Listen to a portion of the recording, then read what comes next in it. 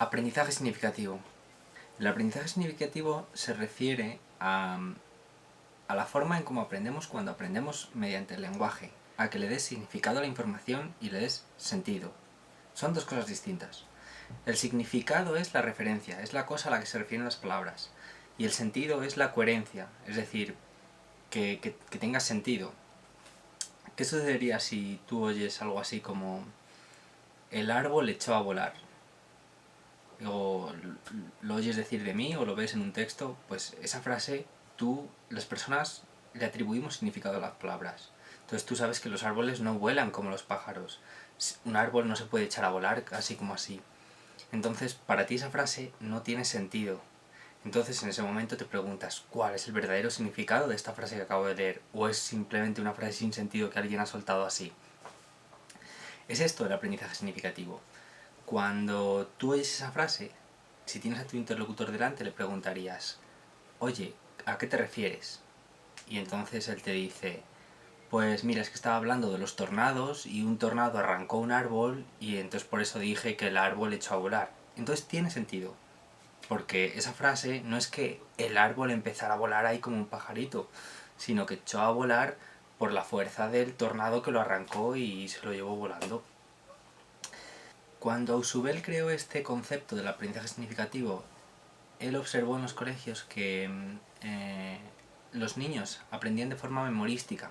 El concepto contrario u opuesto al aprendizaje significativo que él describió era el aprendizaje memorístico, porque el aprendizaje memorístico es simplemente retener frases sin darle sentido ni significado. El aprendizaje significativo, como he dicho, hace referencia a cuando aprendemos por el lenguaje, porque se refiere a darle significado y sentido a la información. Es estas dos cosas, que son dos cosas distintas. Porque si aprendes directamente de la realidad, por ensayo y error, la realidad es anticontradictoria por sí misma. Es decir, la ley fundamental que rige la realidad es el principio de identidad. Es de esto de lo que se deriva el hecho de que cuando tú utilizas, es decir, cuando tú aprendes por el lenguaje, tienes que buscar sentido en lo que oyes, porque, porque algo sin sentido no es posible. O sea, tú en la realidad, con el lenguaje, puedes decir algo así como lo del árbol. El árbol se echó a volar, pero no tiene sentido. O puedes decir una contradicción, tipo un copo de nieve caliente, pero en la realidad eso es imposible. La realidad no admite eso, porque la realidad se rige por el principio de identidad. Si la nieve es nieve, no es caliente. Y si es caliente, no es nieve. Eso es el principio de identidad. Entonces, cuando aprendes directamente por ensayo y error, el aprendizaje significativo no tiene sentido, no existe. Solo existe cuando aprendemos por el lenguaje. Algunas personas se confunden con el término aprendizaje significativo porque piensan que es que lo que aprendes tenga algún significado en el sentido de que sea importante para ti.